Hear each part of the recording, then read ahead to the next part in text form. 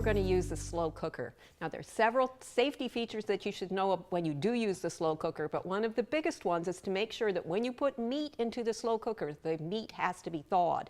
Whether you want to brown it or not ahead of time, that can add flavor. It can take you a little bit more time too. So make sure that your meat is thawed, that it's coming out of the refrigerator. If you're going to brown it the night before, make sure you put it in the refrigerator. So I am going to do a pork stew with some Thai influences, some flavors that we would associate with Thai food.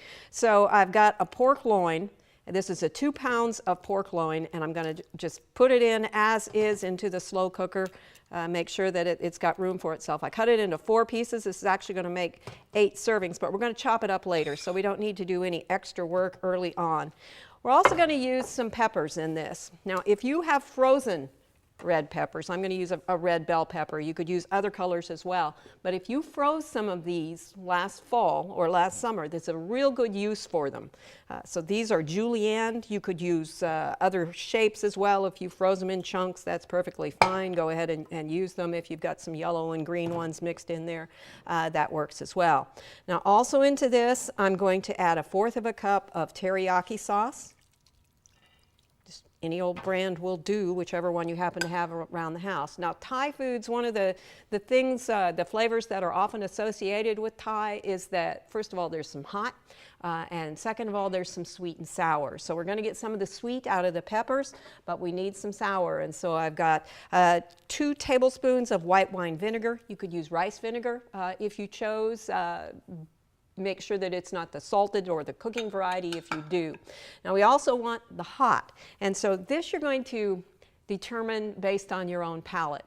And you may want to stick with a lower amount and boost the heat later on with some hot sauce, some Chinese hot sauce or something like that. But I'm going to add a teaspoon of crushed red pepper. And just sprinkle that all over the top. We're going to do, it doesn't have to be stirred in, it just needs to be kind of scattered about. And the last ingredient that we're going to put in here, which is why this goes fairly quickly, and you could do this fairly easily in the morning if you did the cutting of the peppers the night before, is I've got 2 tablespoons of garlic. Now, I'm not a big fan of the flavors that come with the jarred pre-chopped garlic. I would prefer to do it myself. It just has a better flavor to me, but that's up to you.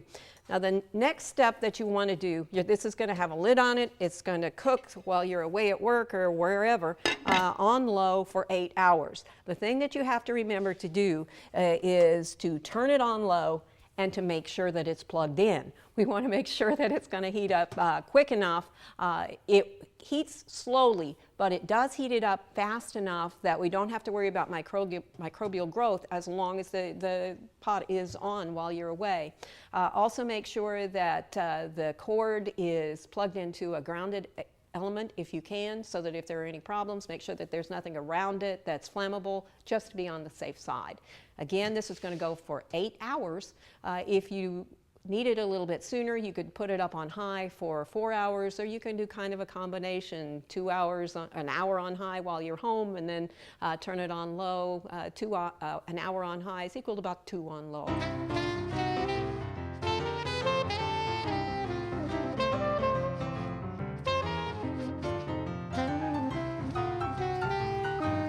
Okay, we've got this kind of chunked up. That's all we're going to do to it, is sort of turn it into chunks. We just took it out of the pan. Now what I'm going to do next is, this is the third component of Thai, is that we're going to add some peanut butter. So this is not a dish if you have peanut allergies in your house. So make sure that when you take the meat out that you leave the pot on, because this is going to take just a little bit of heat in order to kind of melt away into the dish here. And we'll just stir that until it gets warm enough to melt away inside. Now you can see that our peppers are also softening up and melting away. If you've used frozen peppers, one of the things that you may find, because they don't have to be blanched and they don't have to be peeled before they go into the freezer, is that you may have some degree of separation of the skin and the vegetable itself, and that's not really an issue for this because the pieces are cut fairly small. If you had great big 1-inch pieces, you might have a little bit more issue with it, but in general it's not going to be a problem. This doesn't take very long to dissolve in there. You could stir it and do it a little bit longer at home than I'm going to do it here. It just needs to heat up, and then we're going to put our meat back in. And it's cooked nice and long and slow, so it was pretty much fall apart at that point when I took it out of the pan. And these are just going to get blended together. And if the meat was out for a while, if it's going to take you a while, you might want to cover it up while it's in the pan, but I think I did it fairly quickly. This is ready to go. Real simple way to go. You could do this ahead of time. You could serve it on whole grain buns if you chose to. That doesn't fit the Thai image very well. So what I'm going to do is I've got some brown rice. Remember, you want brown rice because it's a whole grain as opposed to a refined white rice. Only half of your grains need to be whole grain, at least half, but this is a real good opportunity for you to go ahead and use them. I'm going to put this over the top. Make sure you get some of those juices too, because that's going to go down over the rice and give you a little bit of gravy there. And then to finish it off, we're going to put on some green onions, sliced or chopped here, just to give us some texture contrast and some color contrast. Some chopped peanuts. Again, that gives us more texture, gives us a little bit of protein, a little bit of fat too. And lastly, put in a lemon wedge. You could squeeze the lemon over it. Many times there are lemon leaves that are used in Thai food, and most of us aren't going to have access to those, but we can serve it with a little bit of lemon for that little bit of extra flavor.